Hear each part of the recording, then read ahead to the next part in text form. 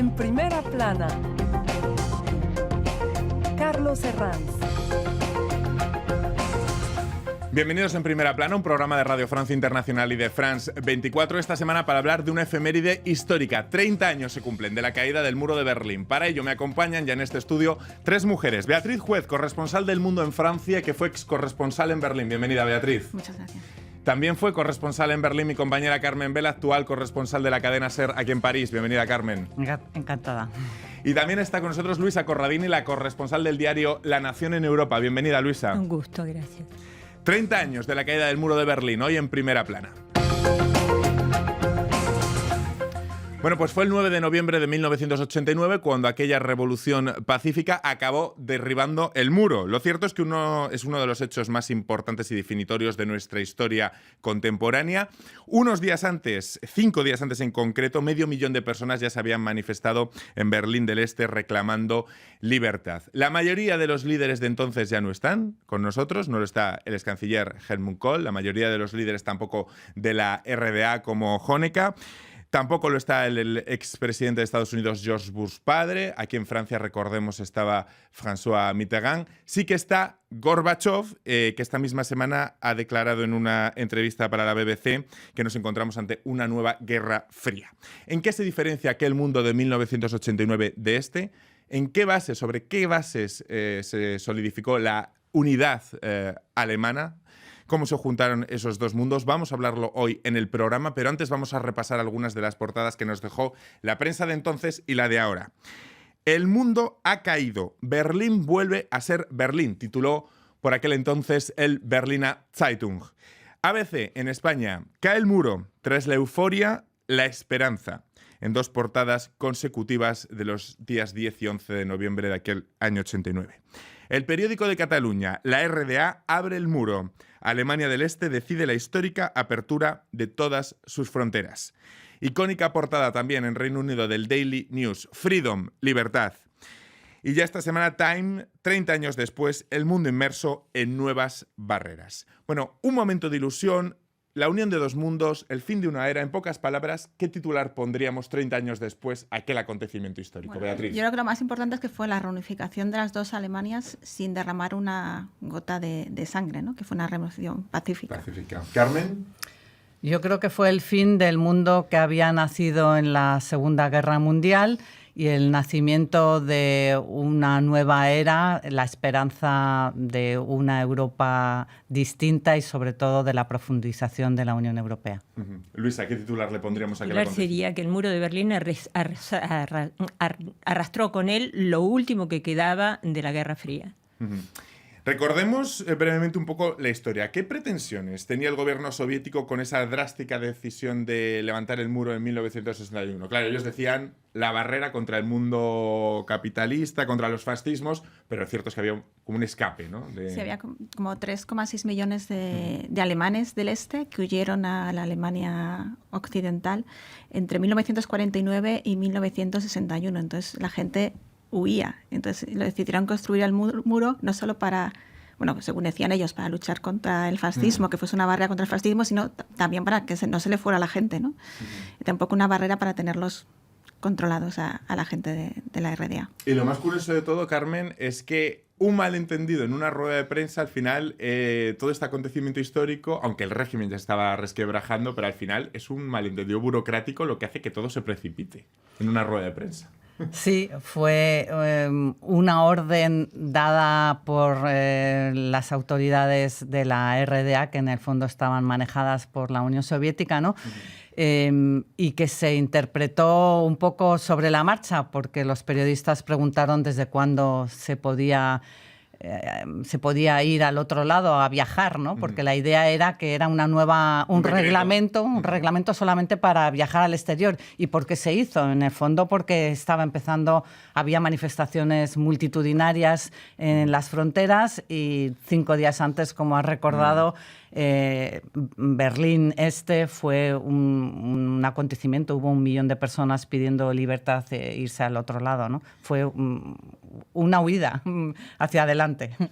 Hay diversos enfoques o perspectivas, desde luego, para tratar la caída del muro de Berlín. Uno de los que nos parece más interesante, sin duda, es cómo se produjo la integración de dos mundos distintos, como sucedió en Alemania. Luisa, ¿cómo fue esa integración? No sé si habría que hablar de absorción de una de las dos Alemanias, de uno de los dos mundos, o en qué bases tuvo esa integración.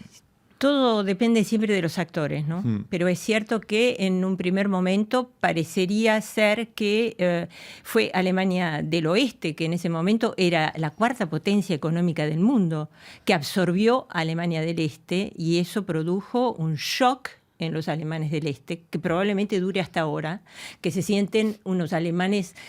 Siguen sintiéndose unos alemanes de segunda categoría, después de la gran esperanza que significó ese proceso de reunificación.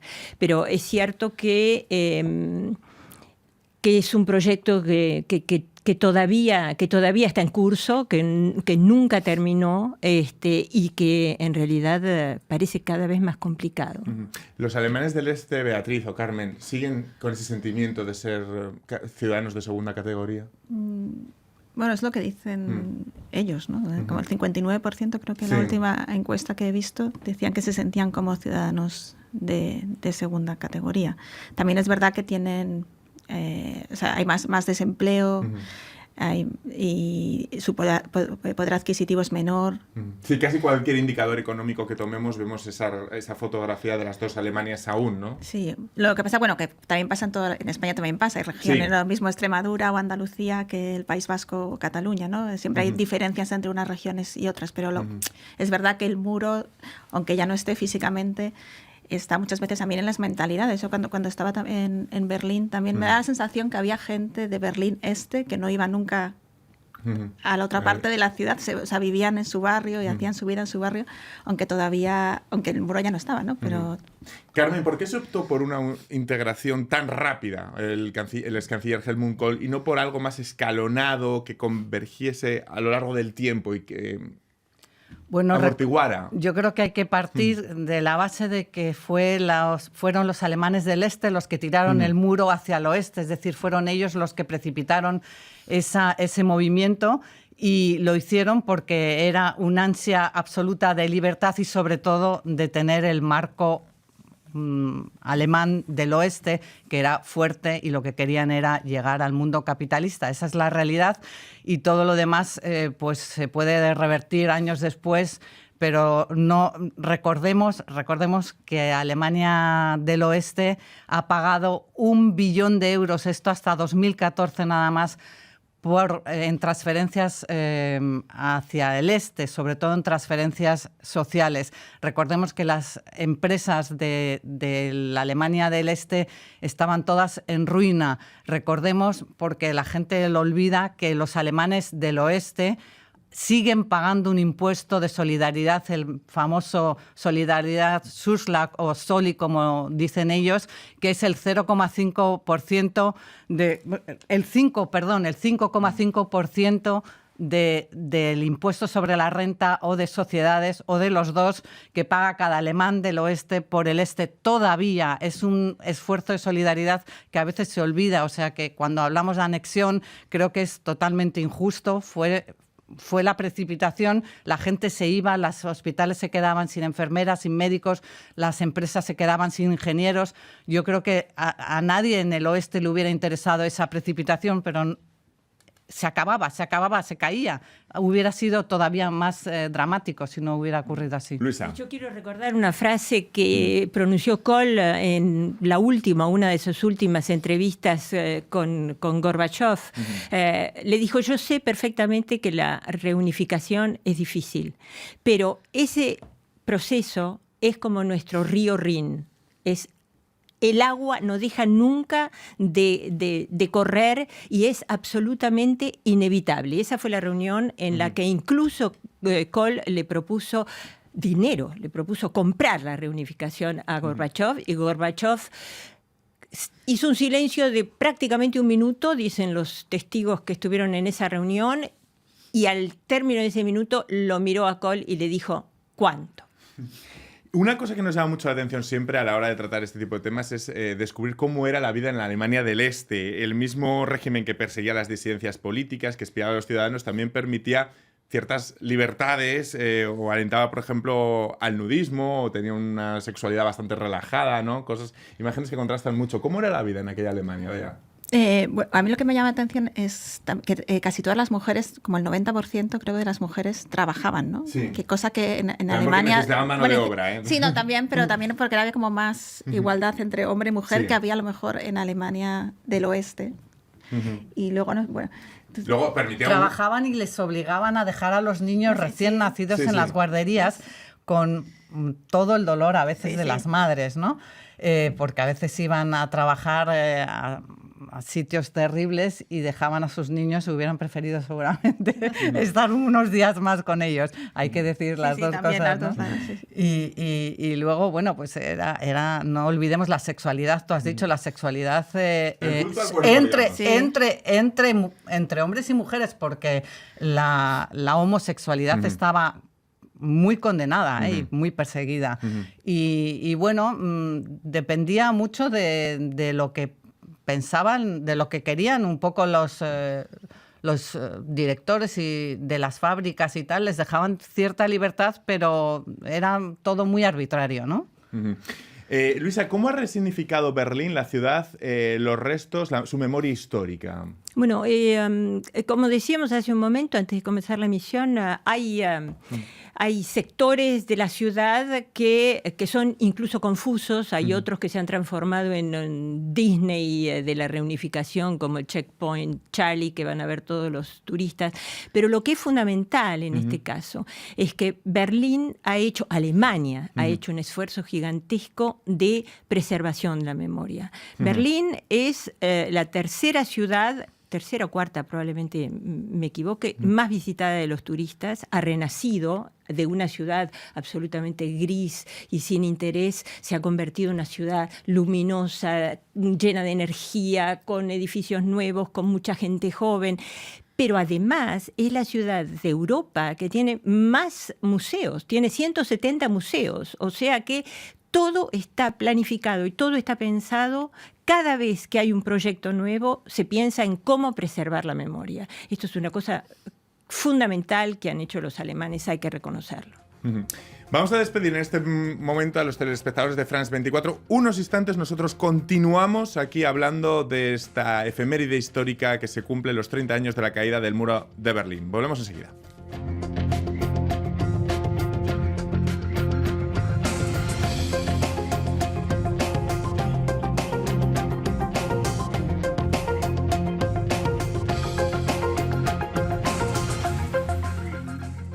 RFI, la sélection del mes. Vendredi sur mer. Je crois que s'aimer ne suffit pas. Dans ces moments-là, je ne sais pas. Je crois que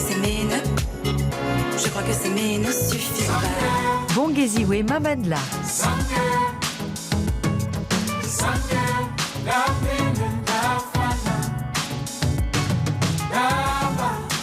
RFI.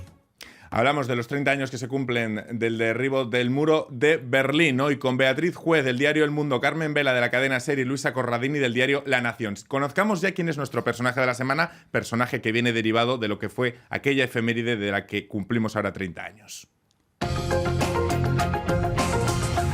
Y que son dos, que podrían ser dos líderes que representan a las dos Alemanias, a la RFA y a la RDA.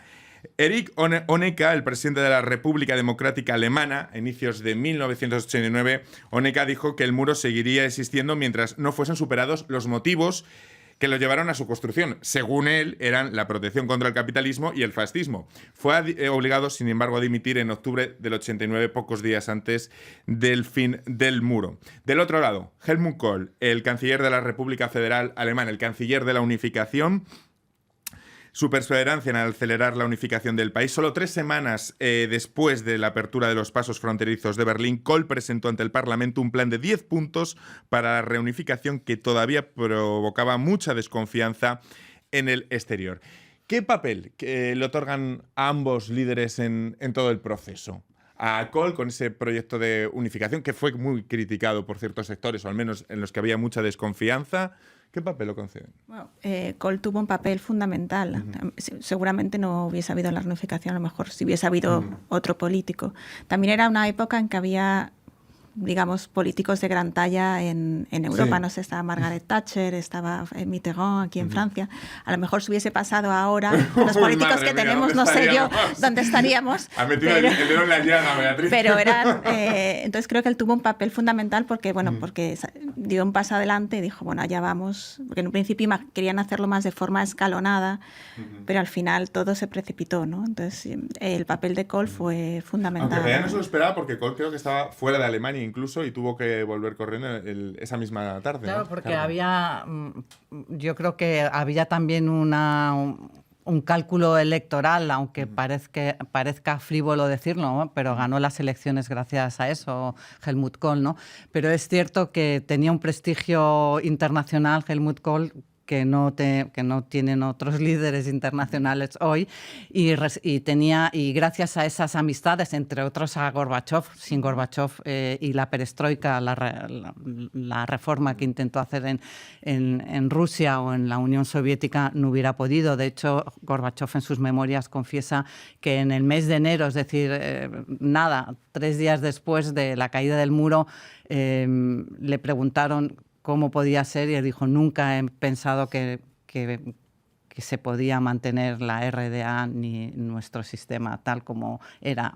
Y como habéis dicho, pues lo importante fue que no hubo sangre y que los militares de la RDA no respondieron. O sea que hubo muchos protagonistas, no solo Honecker y Helmut Kohl, ¿no? Gorbachov, Mitterrand aquí en Francia también fue muy importante apoyando ese plan de 10 puntos de Kohl. Apoyando ni, porque ustedes recuerdan que Mitterrand al principio no Al quería principio, saber pero nada. luego- Y él luego- decidía luego la cambió, existencia, ¿no? Luego cambió, efectivamente. hubo una transición en pero Mitterrand. yo creo que hay una cosa que es fundamental en todo esto. Naturalmente los actores son importantes.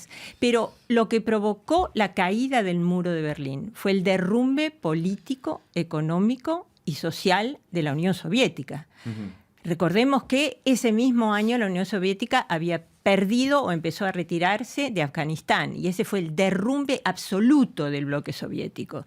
El bloque soviético estallaba por todas partes y Gorbachov lo sabía perfectamente, Kohl lo sabía perfectamente y Mitterrand lo sabía perfectamente. En consecuencia era una cuestión de tiempo, pero la presión era tan grande. Además había empezado a estallar por todas partes, porque por Hungría se escapaban los alemanes del este ya, y 20 días después se produjo la revolución en Praga. Es decir, que todo el bloque estaba desmoronándose, no había posibilidad.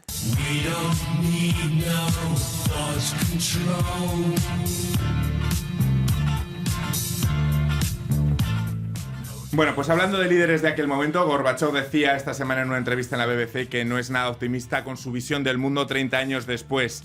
¿En qué se diferencia aquella Guerra Fría de la que ahora se evoca?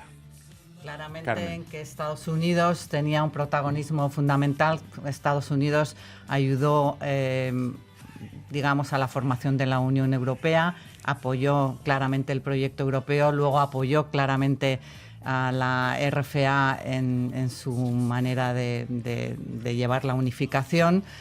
Y hoy tenemos unos Estados Unidos que no nos apoyan, como ha recordado bien el presidente francés en una entrevista. Pues la OTAN The Economist. está efectivamente en punto, Muerte cerebral, ha muerte dicho. cerebral, y Estados Unidos quiere abandonar Europa como proyecto y como aliado, etcétera, etcétera, ¿no? Vamos a escuchar algunas de las canciones que han podido evocar aquel 30 aniversario. Another Brick in the Wall de Pink Floyd. La canciller Angela Merkel, por cierto, que tenía 35 años en aquel momento y esta semana ha declarado en una entrevista en Spiegel que sus sueños como ciudadana del Este eran escuchar a Bruce Springsteen y viajar a las montañas rocosas, no lo imaginamos.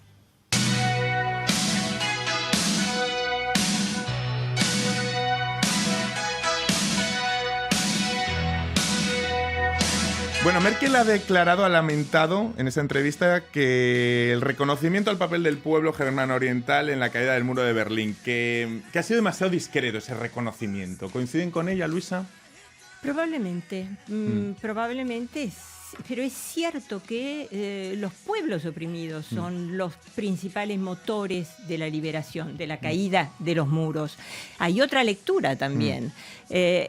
Hace poco estaba mirando cifras mientras preparaba la emisión y había 91.000 agentes oficiales del Stasi en Alemania del Este. Alemania del Este era un país de 16 millones y medio de personas. Y había 196.000 colaboradores del Stasi, es decir, más de 10% de la población colaboraba con la siniestra policía política del régimen. ¿Cómo es posible que gente que vivía desesperada por la libertad haya llegado a ese punto de colaboración? Naturalmente, la respuesta no está en los alemanes del Este, la respuesta está probablemente en la naturaleza humana, pero es cierto que... ¿Y en la represión? Exactamente, hubo un núcleo en Alemania del Este que necesitaba, que había decidido que había que derribar ese muro. Pero vuelvo a repetir, eso sucedía en todo el universo comunista, detrás de la cortina. Un cuarto de la población de la RDA estaba vigilada por la Stasi, o se vigilaban entre ellos mismos, y 2 millones en la RFA. Es decir, es una barbaridad. Creo que Carmen sí que ha leído también la entrevista de Merkel en Der Spiegel, ¿no? En la que hace mención a esa falta de reconocimiento a veces en... Sí, aunque yo iba a decir que por las dos partes, como he dicho antes, me parece que también la RDA y mucha gente no se da cuenta de que la solidaridad del oeste fue enorme y sigue siendo enorme, puesto que siguen pagando mucho dinero para un Estado que, bueno, que no tuvieron ellos tampoco la culpa de que se dividiera y que se destrozara, ¿no? O que se hundiera a sí mismo, ¿no? Por otro lado, es verdad que es increíble que 30 años después, como dice la señora Merkel, no haya en las universidades gente de talla que proceda de la RDA y que en el gobierno solo haya 2 ministros y ella misma, ¿no? Y en el DAX, es decir, en la bolsa, en las grandes empresas, parece ser que no hay ni una sola persona que proceda de... Pero es también un problema generacional, ¿no? Claro, es decir, encontramos que en las élites alemanas, tanto en las económicas, en las mediáticas, en las políticas, falta representación del Este. Creo recordar ayer a una alemana del Este, que dio la cifra de entre un 5 y un 7% de población del Este en las élites alemanas. Es decir, un porcentaje ínfimo. Yo creo que 40 años de opresión comunista no se borran ni siquiera ni en 20 ni en 30 años. El problema es que esos pueblos, desgraciadamente, vivieron casi medio siglo sometidos a un régimen de lavado de cerebro que explica incluso la emergencia de la extrema derecha ahora, sobre todo en Alemania del Este, que les ha enseñado, por ejemplo, que todo lo que venía de afuera era una amenaza. Todo lo que ellos no conocían era una amenaza. El proceso de integración es terriblemente difícil. Y es cierto que las encuestas en los últimos 10 años demuestran que, a pesar de que los alemanes del Este consideran que la reunificación fue exitosa, hay muchos alemanes del Oeste que no lo viven de esa manera. Vamos a ver cómo Berlín conmemora este 30 aniversario en nuestra contraportada.